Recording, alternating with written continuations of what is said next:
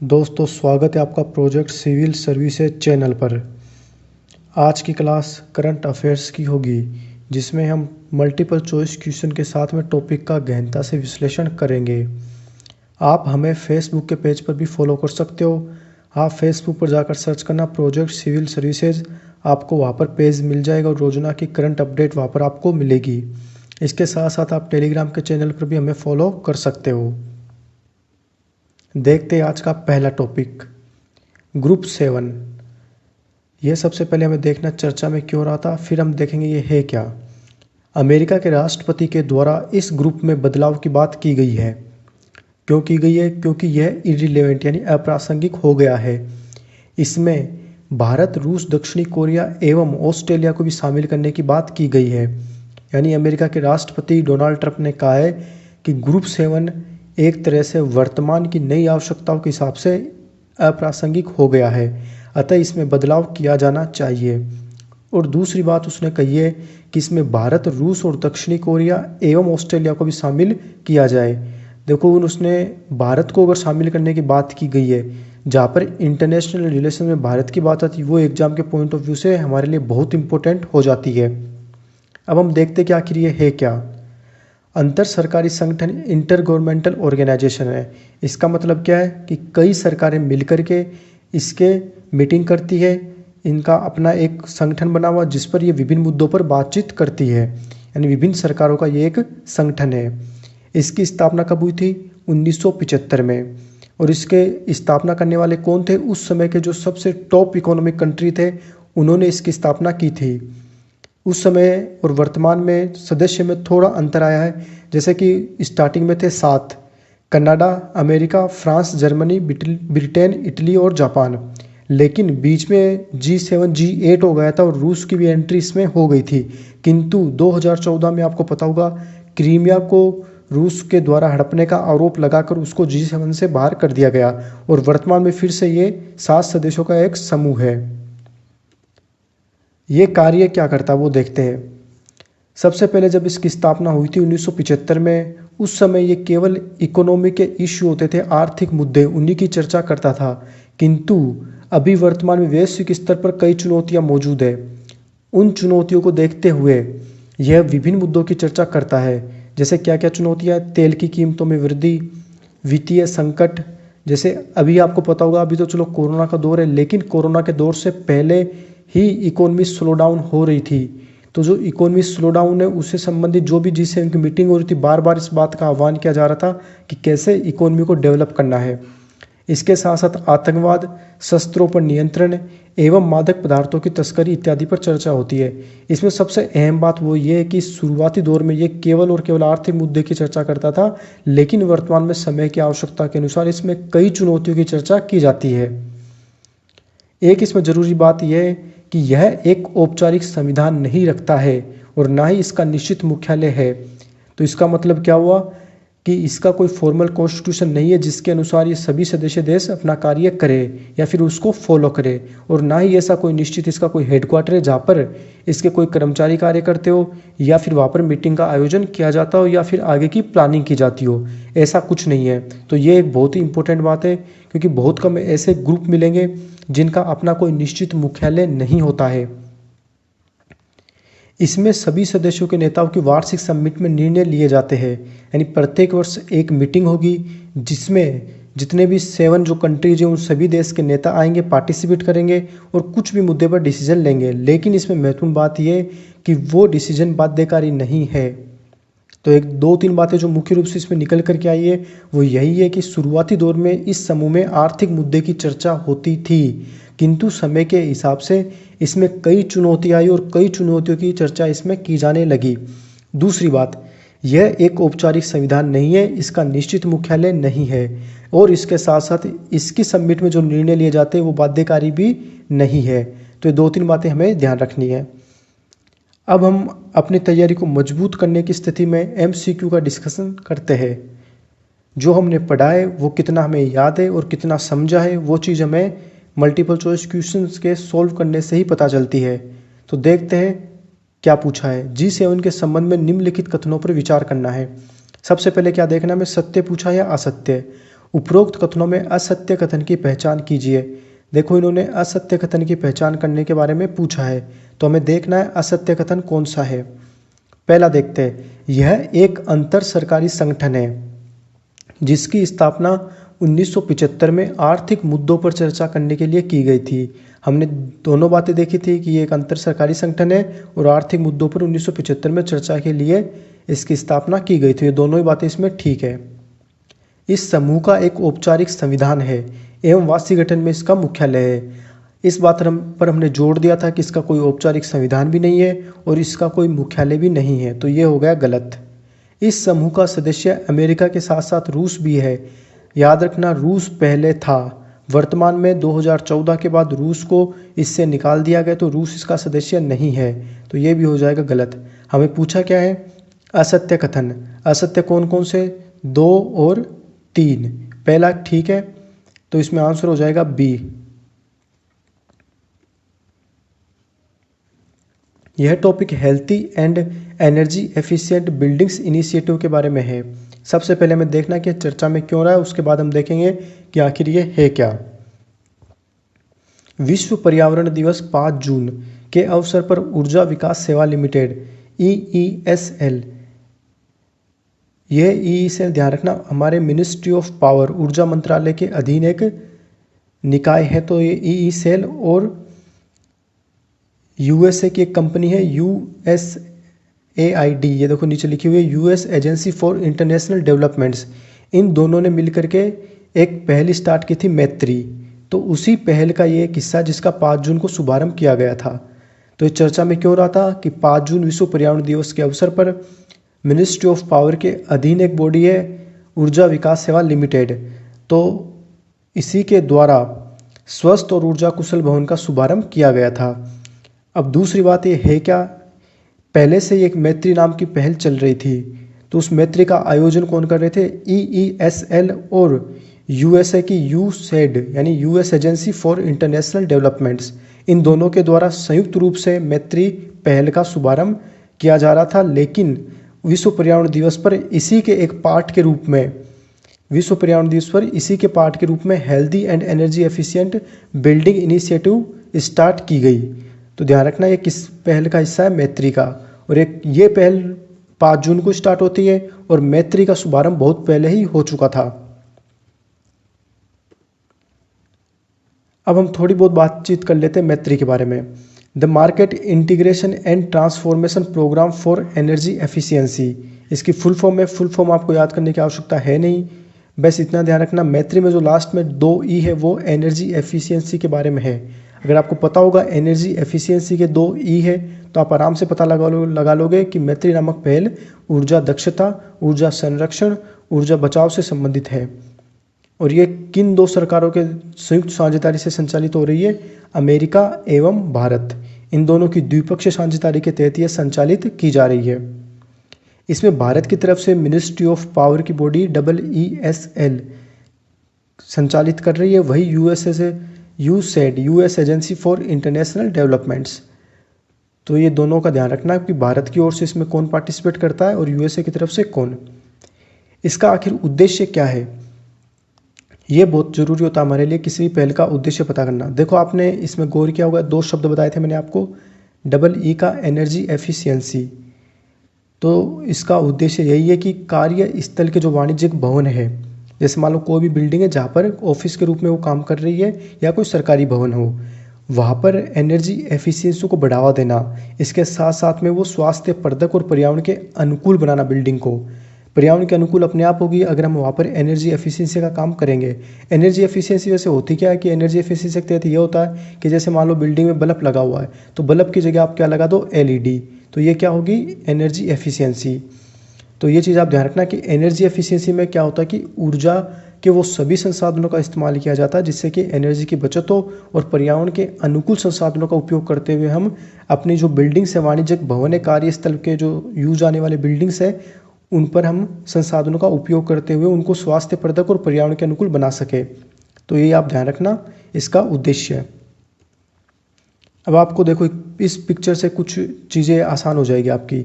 ये देखो healthy and energy efficient buildings, इसमें पहला पॉइंट है increased ventilation for dilution and lower CO2 levels, यानी जो बिल्डिंग्स है उनके अंदर वेंटिलेशन को इंक्रीज करना। दूसरा filtration to minimize particulate matter pollutant pathogens, यानी कि ऐसी कुछ संसाधन का यूज करना जिससे जो PM मैटर होते हैं, पार्टिकुलेट मैटर छोटे छोटे कण होते हैं जो हमें दिखाई नहीं देते लेकिन वो हमारे फेफड़ों के अंदर समाहित होकर के शरीर को नुकसान पहुंचाते हैं, तो उनको फिल्टर हो सके ऐसे कुछ उपकरणों का इस्तेमाल करना जिससे कि बिल्डिंग्स में कार्य करना हमारे लिए स्वास्थ्य वर्धक हो, स्वास्थ्य के अनुकूल हो। तीसरा क्या, monitoring and display of IAQ and comfort parameters. इसका मतलब ये है कि आपको पता होगा एक इंडेक्स है एयर क्वालिटी की, तो वो एयर क्वालिटी उस बिल्डिंग्स में शो होनी चाहिए जिससे हमें पता चलता रहे कि बिल्डिंग के अंदर एयर क्वालिटी का भी इंडेक्स के तहत क्या रेशियो चल रहा है, उसमें क्या मापदंड जो होते हैं एयर क्वालिटी को साफ करने वाले वो क्या इस बिल्डिंग में है या नहीं। चौथा क्या है, energy efficiency upgrades in the air conditioning system. ये तो लीजिए कि हमारे जो एयर कंडीशन सिस्टम का हम यूज करते हैं ऐसा ही बिल्डिंग में फंक्शन कर लिया जाए जिससे कि एयर कंडीशन का हमें कम यूज करना पड़े और वो पूरी बिल्डिंग अपने आप ही कूल रहे, ठंडी रहे। जैसे मान लो छत को ठंडा कर दिया जाए तो फिर उससे क्या होगी, एनर्जी एफिशिएंसी।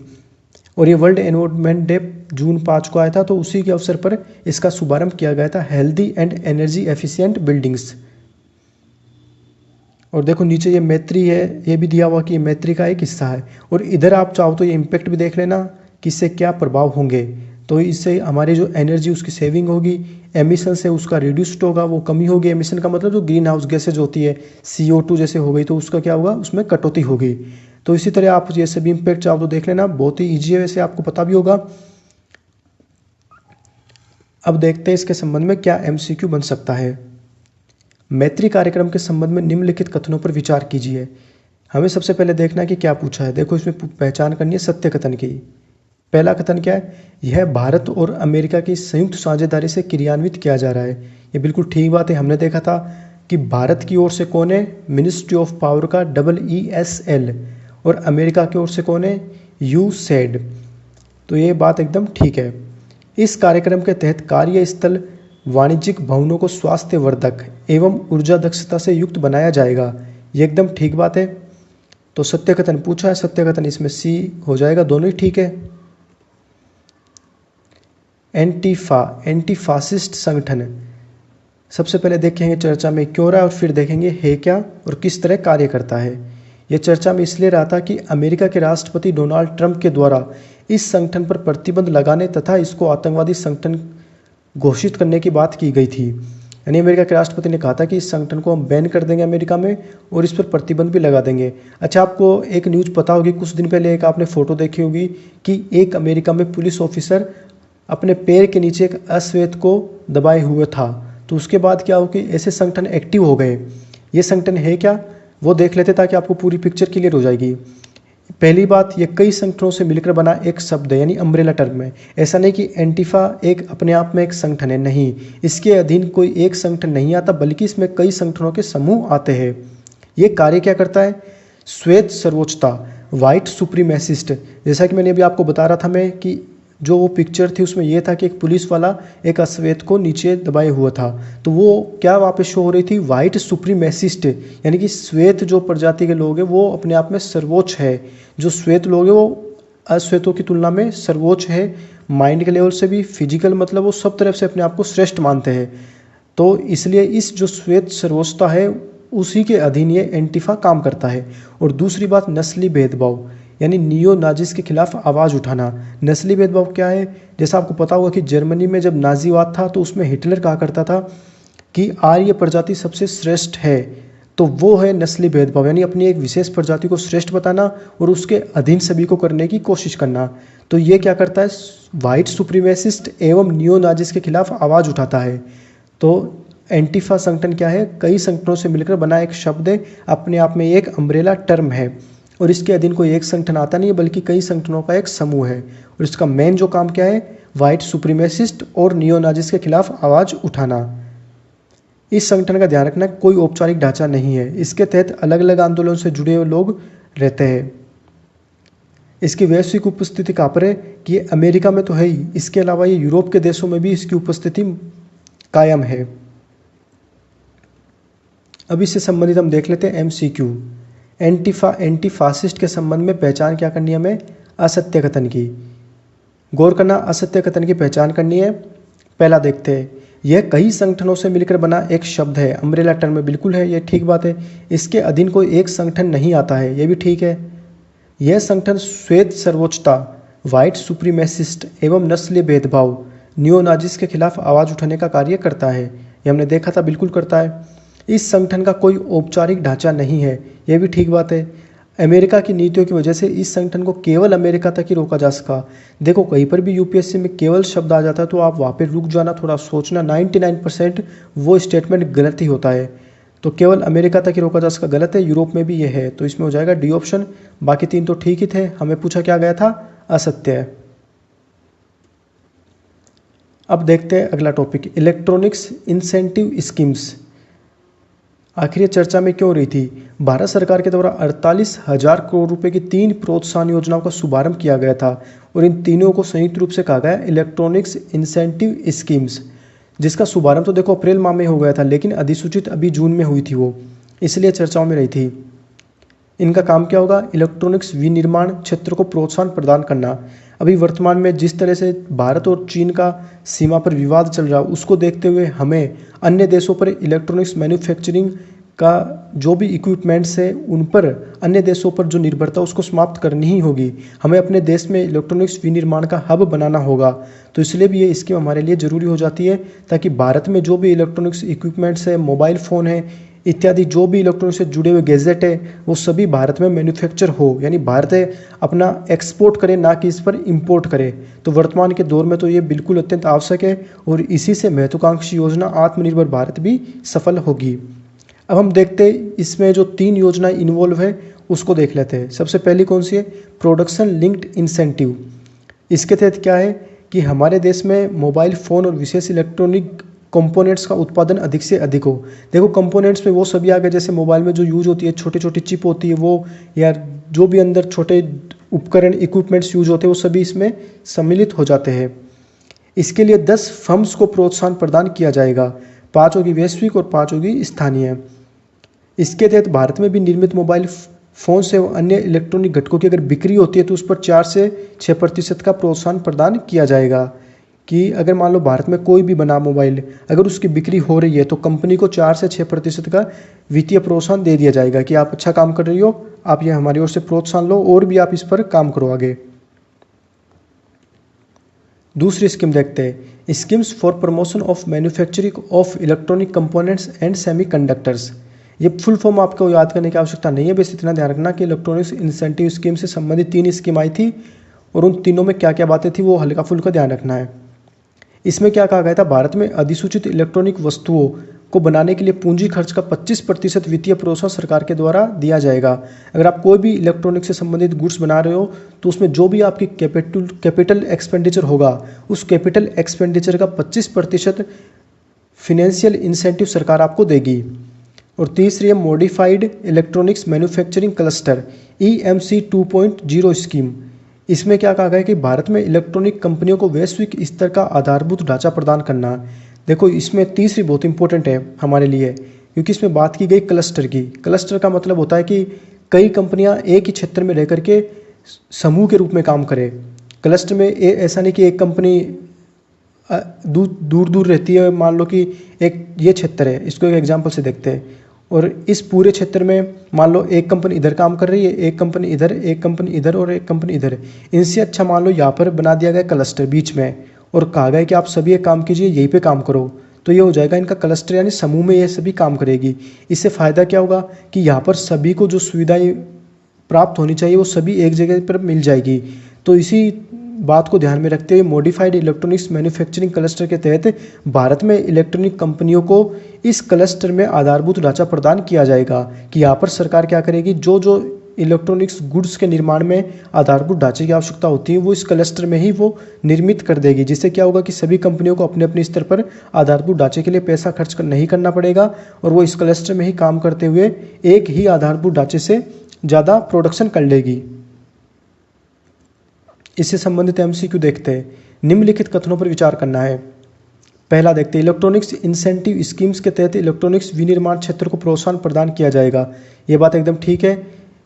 इसके तहत 3 योजनाएं संचालित की जा रही है, जिनमें सभी में वित्तीय प्रोत्साहन प्रदान किया जाएगा।